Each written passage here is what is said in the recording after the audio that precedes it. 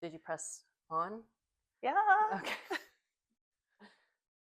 Researching today's topic was really traumatizing for me.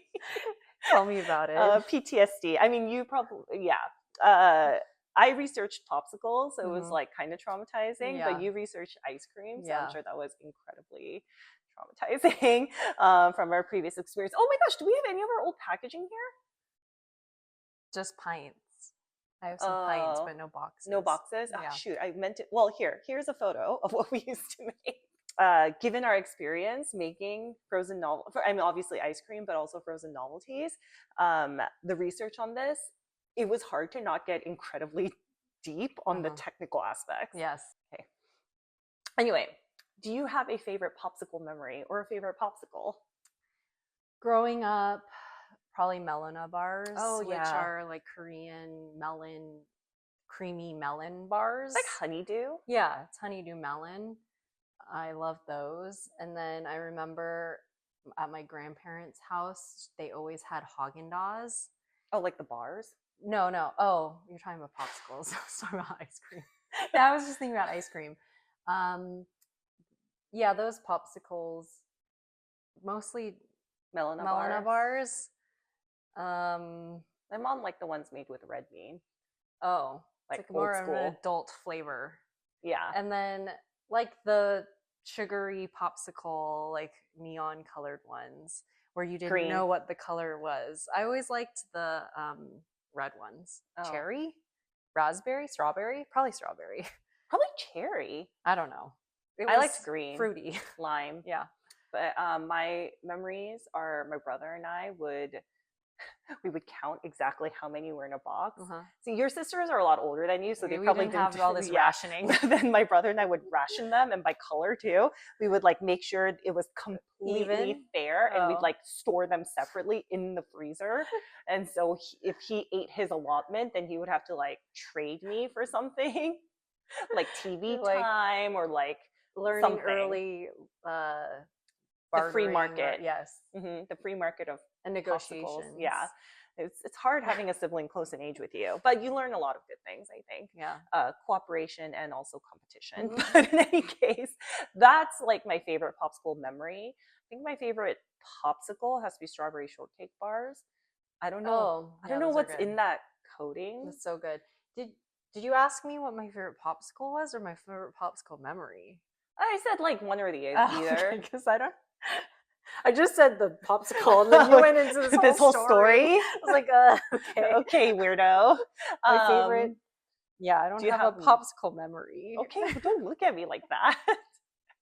But I guess the way my brother and I used to like hoard our popsicles, like treasure, is pretty distinct. Yeah, he and I both liked green, so that was why there was like a lot of tension. coveting for those green ones. Yeah, gotcha. Which I'm pretty sure they were lime. In any case, do you know when popsicles were invented? Or I don't know if invented is the right word. Maybe discovered. Invented. I don't. And where? No, I don't.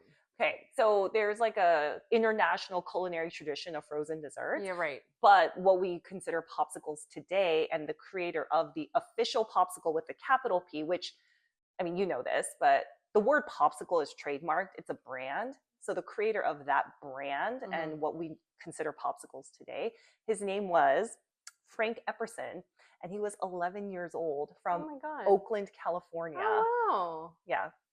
California. Go California. And he was 11 years old when he invented this. Yes. Or I don't know if, I think discovered maybe is the better word. Because so what happened was Frank mixed, I don't really know what soda powder is.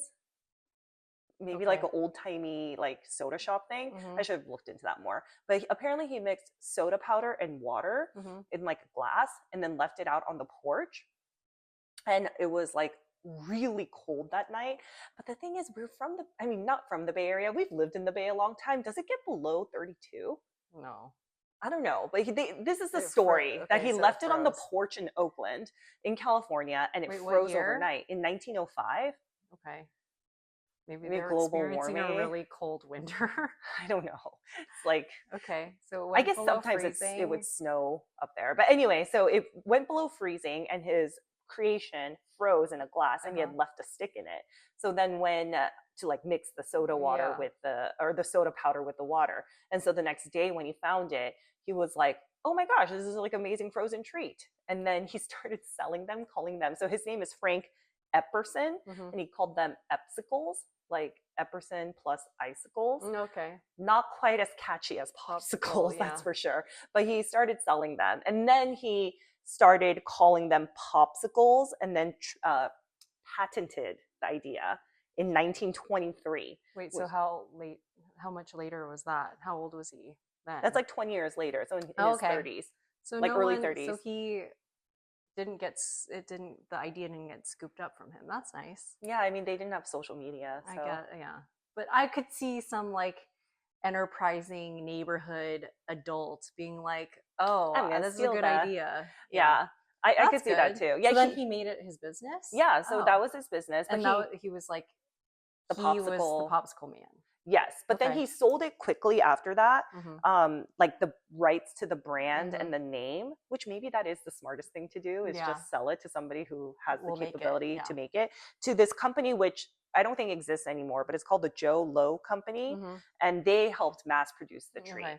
Now, Joe Low Company ran it for a really long time, so from the early 1920s until the 1960s, and then like that Mad Men era again, and the consolidation of big food companies. He sold it to, I forgot the name of the company, but they changed their name eventually to the Sara Lee Corporation. So then he sold it to Sara Lee in the 60s, and you're gonna laugh. So Sara Lee tried to run the Popsicle brand, and then in the 80s, they really struggled to bring frozen desserts to profitability, which we can attest is very 80s. Difficult. Yeah, when things were cost nothing. I don't know, maybe they co-packed and that's the problem too, but whatever. In any case, Sara Lee struggled, so can't blame us for struggling too. See, I wrote LOL there. And so they sold it to a company called the Gold Bond Ice Cream Company, and I think they have a factory, so that probably changed the game on that for the Popsicle brand. And then, of course, the king of ice cream, Unilever, came and bought the Popsicle brand and put it under the Good Humor brand, which is owned by Unilever, and they run it to this day. Popsicle with the capital P. Yeah. So I feel like, do you think, I'm such a cynic, do you think they just invented this lore of this man, like the guy who invented Popsicle, he probably existed, that man, whatever his name was. Frank? Yeah. I bet Frank. Now, thinking about the history and like knowing that he sold the brand, he made up the story about how he first invented it as a kid to have some lore of like, it's a childhood whatever. Because it is kind of like a magical story. Look up weather patterns in the 1920s to really 1905, but to really fact check it. But I could imagine like it's like you like have, Nestle Toll House. Yes, you have like a story behind the brand. It is on the Popsicle official website, so that is always a little suspect. Yeah, and I will say there are like international cultures and cuisine, like culinary traditions around frozen desserts. Yes, that's not in the United States. Yes, the United States was a pioneer in this area. Yeah, of marketing. Oh, well, definitely of marketing, but also in frozen dessert manufacturing. Yeah. So we're going to make some popsicles today. Great. These unmarked cans, mystery. We're going to be making a Pina Colada inspired popsicle. Where's my cocktail? I know. I should have made, those would have tasted better than the ones I made that other day. Those are really bad. Okay. We'll have Pina Colada later. Yeah, we have time while we wait for these to freeze. Let's go to that not islands, but we could do that. A local island themed restaurant. We can get some. We'll go for lunch. Anyway, while we wait for these to freeze. Yes. So I mean, you know all this, but Go for it, though. You I know, explain. Like, actually, have you ever toured any? Oh no, you toured our bar manufacturer, but you haven't toured the paleta manufacturer. So, but I've seen it. You've seen it. Remember our neighbor across the way? Oh yeah. You're right. So you have seen Popsicle manufacturing. Yes. Okay, so we know this because we've toured these factories and we used to make them professionally, semi-professionally, I guess. Professionally. Yes. We sold them to people. First, you have to make your base mix. The batcher is like one of the most important jobs on a line like that because they're making sure that everything in the base is mixed properly. And as we learned in ice cream, also with popsicles and any sort of baked good, it's really science and math. And so you really have to get the proportions of ingredients exactly correct. So after you make your base, and today we are using coconut cream because we are lactose intolerant. After you make your base, then you go into mixing and pasteurization. So even when we used to make ice cream, obviously it was non-dairy, but especially in dairy, but also even in non-dairy, you have to heat treat your base mix because of pathogens and bacteria. We're not going to do that because this is a very small home kitchen, and there's a lot of control in how we cleaned everything. And we're eating it. But when you make mass-produced food, you have to pasteurize and make sure your food is safe. And that just means heating it up. So we're not doing anything crazy. And actually for a very short period of time, to I think 160 Fahrenheit is the rule. So we're not doing that today, but at scale we would do that. And then you would add flavoring and coloring and like, oh, my favorite, like inclusions. So like inclusions, this is pretty well mixed, so we're just gonna pour it in. Should I put it in here first? I think I'm gonna be messy. Yeah. Okay. Do it in there. Okay. So that was. And then how were you gonna mix it? I'm not gonna mix it. Oh, you're gonna do layers? Oh, actually, you know what? I wanted to do layers, but now I'm just realizing I bought pineapple chunks and not crushed pineapple, so I am going to have to mix it. For popsicles, you don't need, unlike ice cream, you don't need air, but you still need some solids because otherwise it will just be like crunching on giant ice cubes. And although some people do love to chew ice, that's not the experience you want when you have a frozen novelty, especially for kids. You'll break a tooth. So you have to have a certain percentage of solids. Now, traditional Mexican paletas have somewhere around like 10 to 15, maybe even 20% solids. Solids being, of course, like non-liquid, non-water. So like fiber could even count, sugar and fat. Usually we're talking about sugar and fat. We are making slightly creamier texture popsicles because I find that more enjoyable. So we're targeting 20 to 25% solids. The coconut cream on its own is already 20%.